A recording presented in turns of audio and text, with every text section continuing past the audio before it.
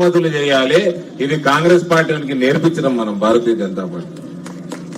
ఇక దాంతో ఏమైంది, నేను అసెంబ్లీ ఎన్నికల కంటే ముందు చెప్పిన 20,000 టచ్ అవుతుందో సంవత్సరంలో అని. సంవత్సరం కాదు 3 నెలలనే 20,000 దాటింది పసుపు రేట్లు.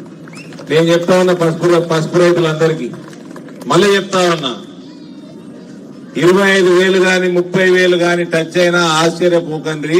రానున్న కాలం పసుపు కాలం. పసుపు ఎగుమతుల మీద, కొత్తగా వచ్చిన పసుపు ఎగుమతుల మీద దృష్టి పెడుతుంది. మీకు 25,000 30,000 వచ్చినా ఆశ్చర్యపోకుండ్రి. మీరు పసుపు ఎంత వేసుకోండి, విస్తీర్ణత పెంచుకోండి. దేశవ్యాప్తంగా విస్తీర్ణత పెరుగుతున్నది. మనం ఇందూరు గడ్డ మీద కూడా పసుపు మనం ఎంత కావాలని తీసుకుందాం. దాన్ని మార్కెటింగ్ చేసి విదేశాలలో అమ్మే బాధ్యత నరేంద్ర మోడీ ప్రభుత్వాన్ని. ఇవాళ వరి కొనుగోలు అవుతున్నదా? కొనుగోలు అవుతున్నదా? వరికి ధర 2,200 చేసింది నరేంద్ర మోడీ. ఇవాళ కొనుగోలు చేస్తలేరు. 500 బోనస్ ఇస్తానని ఇయ్యలేదు రైతులకి.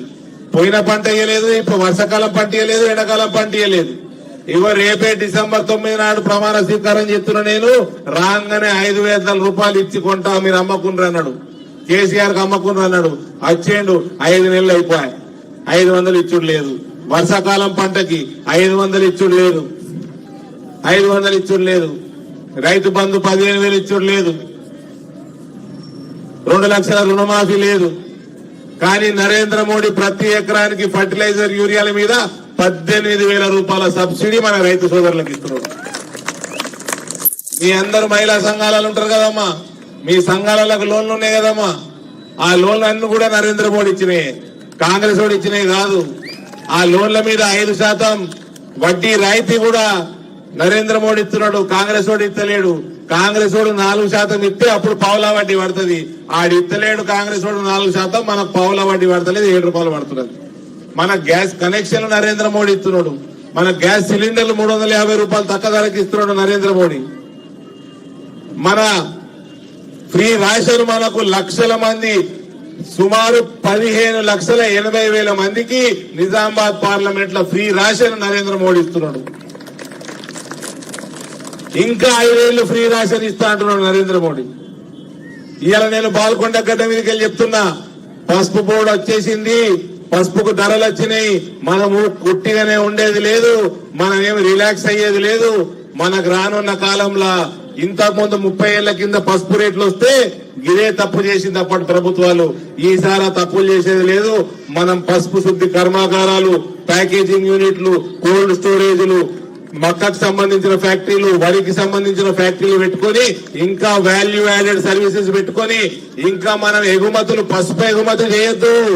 ఇలా స్టార్ బక్స్ తెలుసా అన్న? స్టార్ బక్స్ కాఫీలోకి పోయి లండన్ లో, అమెరికాలో పసుపు పాలు అమ్ముతున్నారు, పసుపు పాలు అమ్ముతున్నారు. రేపు ఇండియాలో స్టార్ బక్స్ లో కూడా పసుపు పాలు అమ్మడం మొదలైతాయి, సూపర్ మార్కెట్లలో పసుపు పాలు అమ్మడం మొదలైతుంది. మనం పసుపు ఎగుమతి చేయొద్దు, మనం పసుపుతోటి పసుపు పాలు తయారు చేసి ఎగుమతి చేయాలి. అప్పుడు క్వింటాల్కి 1,00,000 రూపాయలు వస్తాయి, అప్పుడు క్వింటాల్ 1,00,000 రూపాయలు వస్తాయి. ఇవన్నీ అవినీతి లేకుండా ఇక్కడ పని చేస్తేనే అది నరేంద్ర మోడీ నాయకత్వంలో కిందనే అవుతుంది. కాబట్టి రైతులు కూడా ముందు చూపుతోటి ఈ ఫ్యాక్టరీలన్నీ తీసుకొచ్చే బాధ్యత భారతీయ జనతా పార్టీ తీర. పసుపు గాని, మక్క గాని, వరి గాని, చెరుకు గాని, అటు పోతే జగిత్యాల జీవన్ రెడ్డి గారు ఎన్నడూ మామిడి రైతులు పట్టించుకోలే.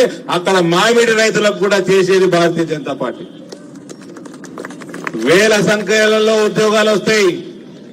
అటు ఎడారి మొకాన ఉన్నోళ్ళు, దుబాయ్ మస్కట్ మొకాన ఉన్నోళ్ళు అందరూ వాపసు వస్తారు. మన అన్నదమ్ములు భార్య పిల్లలకి తల్లిదండ్రులకు దూరం పెట్టుకుని అక్కడ ఉండాల్సిన అవసరం పడదు.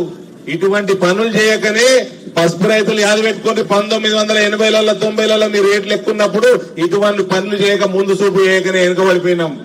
ఈసారి తప్పు చేసేది లేదు. ఈసారి మనం ముందు చూపుతోటి పని చేసుకుని మనము వ్యవసాయ ఆధారిత పరిశ్రమలు చాలా తెచ్చుకోవాలి. ఇవాళ అది కాకుండా ఆర్మూర్ ఆదిలాబాద్ లైన్ అవుతున్నది, బోధన్ బీదర్ లైన్ అవుతున్నది, మహారాష్ట్రకి వెళ్లి కర్నూలు దాకా డబులింగ్ పని అవుతున్నది. రైళ్లు పెరుగుతాయి, లైన్లు పెరుగుతాయి, మన రోడ్లు మంచుకున్నాయి. మనం ఇక్కడ డ్రై పోర్ట్ తెచ్చుకుంటాం, ఇన్లాండ్ కంటైనర్ డిపో తెచ్చుకుంటాము. ఇక్కడికి వెళ్లే కంటైనర్ల ఎక్కి అమెరికా, దుబాయ్కి పోతుంది పసుపు మన దగ్గరికి వెళ్ళి. బాంబే పోవాల్సిన అవసరం పడదు. అటువంటి ముందు చూపుతోటి మనం పని చేసుకోవాలా, అయితే యువత బాగుపడుతుంది.